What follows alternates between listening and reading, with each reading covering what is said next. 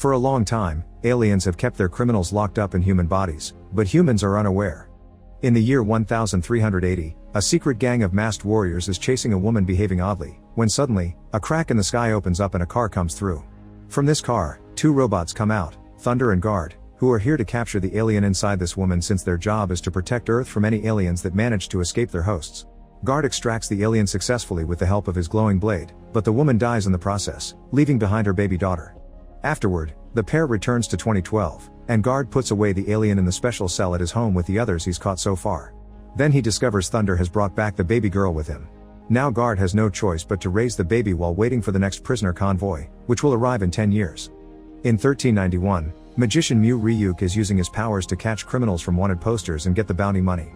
Today's thieves are tough opponents, but movierecap has many tricks in his sleeve, including summoning the kitties from his fan that can become warrior catmen. The thieves are successfully caught and handed to the authorities, and after getting paid, movierecap immediately begins looking at the new listings to choose his next objective. Among all the posters there's a huge payment for an exotic dagger, and seeing the drawing makes movierecap have weird flashbacks of a man in the forest and a girl at the beach. He decides to take the job anyway, meaning his next stop is the local prison, where prisoner Dong Ai may have some information. movierecap pretends to be Dong Ai's son to be allowed to visit him, and he uses his powers to steal the cell key. Afterward, he goes to see Dong Ai and offers the key in exchange for some clues. This is how movierecap learns that the blade came up in a fishing net some months ago, and the fisherman sold it to a former magistrate that nowadays runs an inn in the city. movierecap and his catmen go to the city, and while looking for the inn, they're curious by the presence of Suitor, because of his weird clothes. Once they enter the inn, movierecap meets Yun Gam, the former magistrate who doesn't like the questions movierecap is asking and uses his own powers to easily freeze him in place. Afterward, Yun Gam goes upstairs to meet Suitor, who claims to know what the blade is. With the help of his catmen, movierecap goes upstairs too and finds Yun Gam being attacked by Suitor with the blade, which falls to the floor after Yun Gam takes it off his body. Dong Ai is now in the inn too, and he grabs the blade as soon as he sees it drop. Then he runs away as Suitor begins chasing him while movierecap checks on Yun Gam, who tells him not to awaken. movierecap notices Yun Gam had a bounty listing for Suitor and decides to go after him, but his attacks don't really hurt him. Suitor doesn't even need his tentacles, he just punches movierecap against the wall until he passes out. Later, the catmen come to rescue movierecap, and when they look through the hole in the wall, they find a spaceship stuck in the river, which must have resurfaced because of the drought. A noise among the trees indicates someone is nearby, but when they throw a torch at them, they only get to see a lady in red running away. In 2022, Guard has to keep on going to meetings with the school teachers because the now 10-year-old Yin gets in trouble all the time telling stories about aliens and robots, but luckily nobody believes her. It seems Yin still has a few memories from when she was younger, and the mind-altering technique they usually use on civilians isn't working well on her.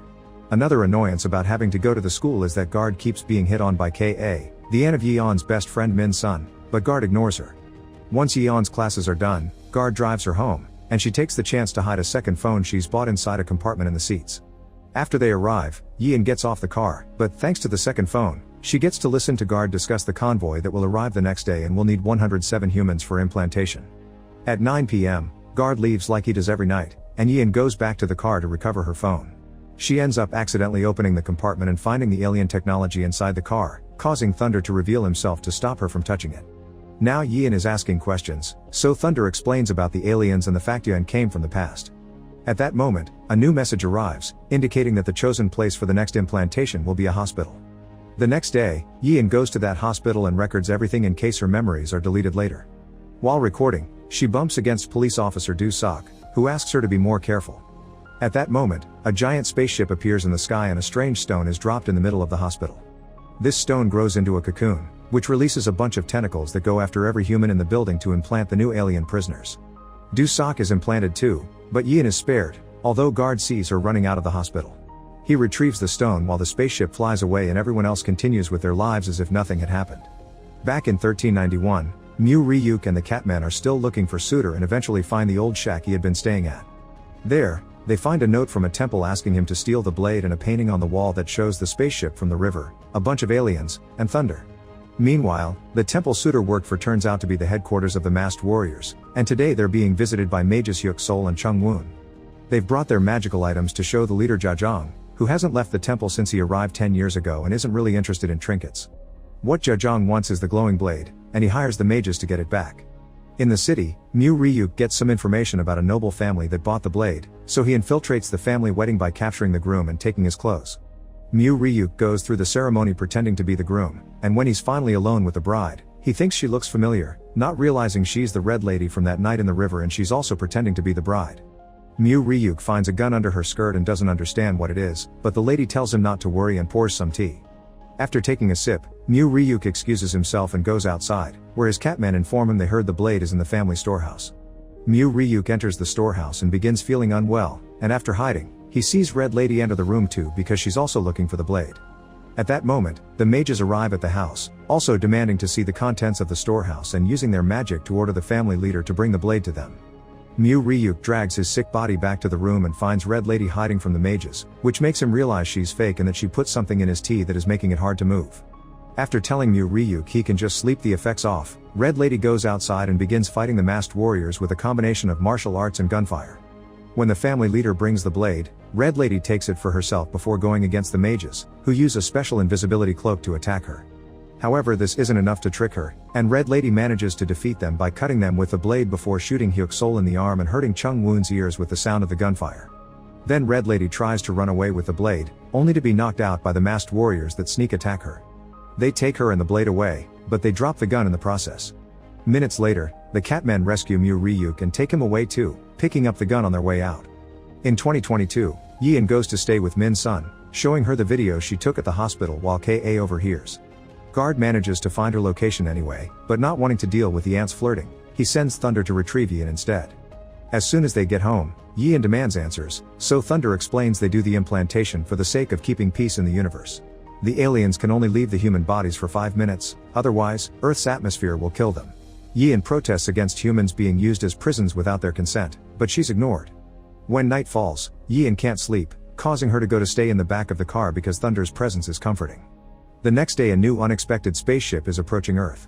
Do-Sok is trying to do his job, but he keeps feeling dizzy and shoots a criminal that wasn't armed, getting him into trouble at the station. The criminal gets to walk away, but Do-Sok overhears some of his co-workers saying they'll buy from him later, so Do-Sok shows up at the illegal exchange and kills them all. It seems he isn't in his right mind because hours later, he wakes up in his tub with the victim's bloody clothes in his hands without understanding. At that moment, the spaceship gets close enough for Thunder to detect it, so he begins ringing the alarm. Right after it, he gets another important signal, indicating that the alien in Do-Sok has woken up. Guard tries to get Yeon out of the car, but she refuses to leave, and since the spaceship is already landing on Earth, Guard has no time to argue. Thus he takes off, transforming the car into a spaceship of his own with Yeon still inside.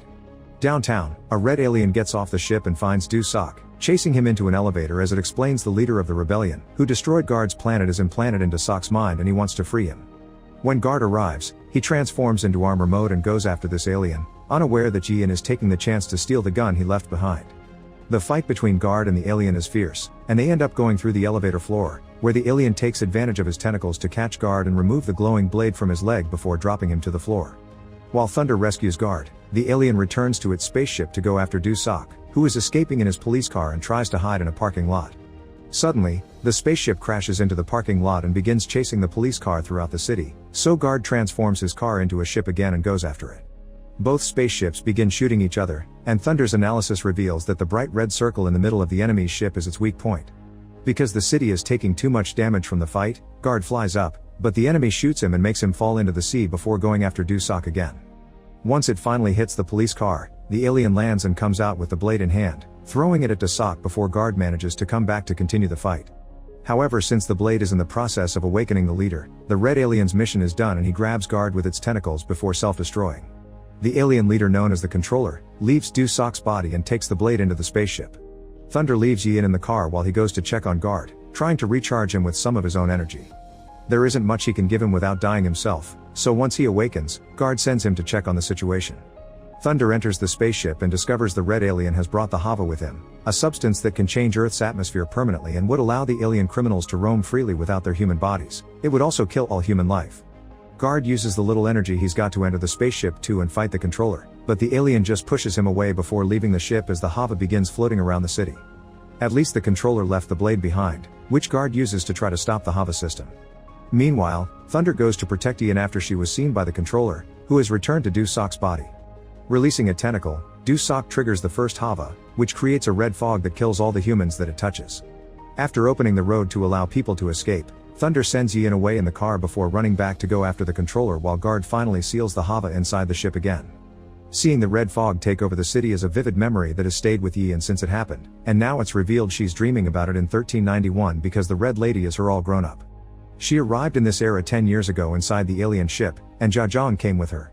Now she wakes up to find herself in the temple, trapped inside a magic prison.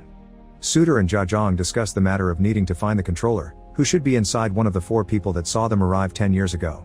It wasn't Yun Gam, because he died to the blade instead of awakening, and it can't be the mages either because the blade cut them too and nothing happened, so now they need to find the 4th, who happens to be Dong Ai. In the meantime, Mu Ryuk wakes up after having those weird flashbacks again. He and the Catmen attack some masked warriors they see on the road in order to steal their clothes and sneak inside the temple. Those clothes have important items in their pockets, so to keep their cover, the trio must hand them in. The mages get a special plant to treat Hyuk Sol's bullet wound, and Zhajong gets a letter explaining that the spaceship has resurfaced in the river. At that moment, the blade starts glowing, yet Zhajong can't understand why. The mages are curious, but Zhajong doesn't need them anymore and tells them to leave after they're done eating. Since Mu Ryuk is dressed as one of the servants, he's in charge of taking food to Yian, and he takes the chance to ask about her identity because she still looks so familiar to him. Yian refuses to talk, but she changes her mind when Mu Ryuk promises to give her the gun back. She explains she and the blade came from the future, and when Mu Ryuk doesn't believe her, she grabs him through the food door, causing him to burn his clothes against the magic wall. Scared, Mu Ryuk gives her the gun and runs away.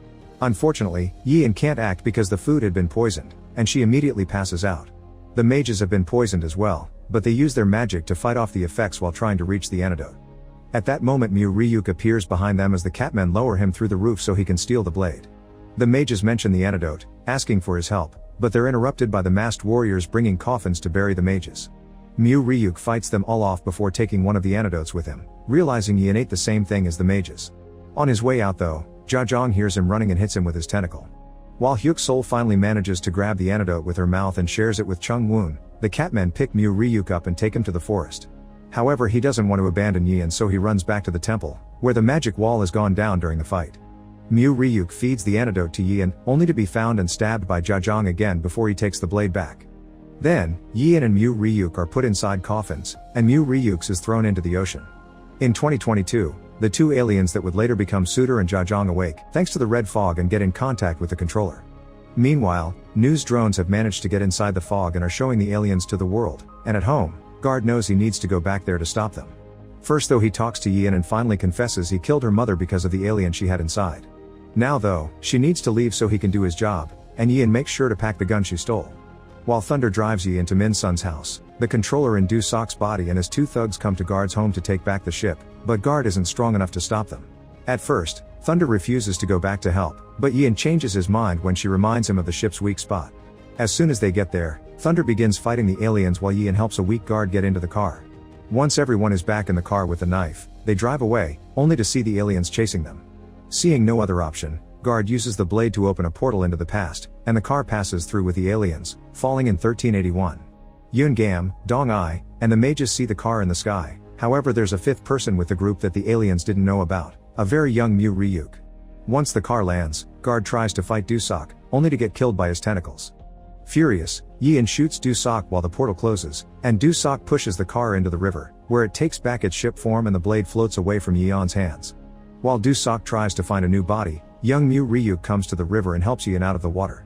He also retrieves the bag with the gun, and this memory is remembered by Mu Ryuk inside the coffin, allowing him to escape because somehow he's still alive. At the temple, Yeon's coffin is being buried, but she wakes up just in time to use her gun to escape. By shooting Zhajong too, she manages to recover the blade before hiding. At that moment, the mages show up and begin fighting the aliens with all the tricks they have. Suitor ignores them and goes after Yian, stealing the blade while the mages try to seal Zhajong inside a vase. Suddenly, Mu Ryuk shows up and begins fighting Suitor, giving Yian the chance to escape. Her injuries make it hard to run, but Hyuk Sol can feel her pain, which means she's the lost baby of an old friend. The mage shares some medicine with Yian while the alien inside Suitor leaves the body and knocks out Mu Ryuk before going after Yian. Hyuk Sol fights Suitor while Chung Woon keeps his powers on the vase, and when he wakes up, Mu Ryuk comes to help as well. Using one of the mage's many magical items, Yian shoots Suitor's human body, allowing her to recover the blade. Unfortunately, Chung Woon doesn't have enough power to hold the vase alone, and Zhajong escapes. While Mu Ryuk finally finishes off Suitor, Zhajong chases Yian, who makes him follow her to the river, and the two catmen go after them too. Before dying, Suter tells Ryuk there's something inside him. Suddenly, the flashbacks hit him again and he finally remembers what happened the day he met Yian. He had heard a noise in the forest and went to check, only to bump into Dusok. The controller took the chance to leave Dusok's body and implant himself in the boy. Ryuk passes out after remembering this, and the mages begin to wonder if they should kill him too. In 2022, Ka shows up at Guard's home and sees the car enter the portal, before realizing they left a spaceship behind. Make sure to subscribe and turn on notifications so you can watch more videos like this. Thanks for watching.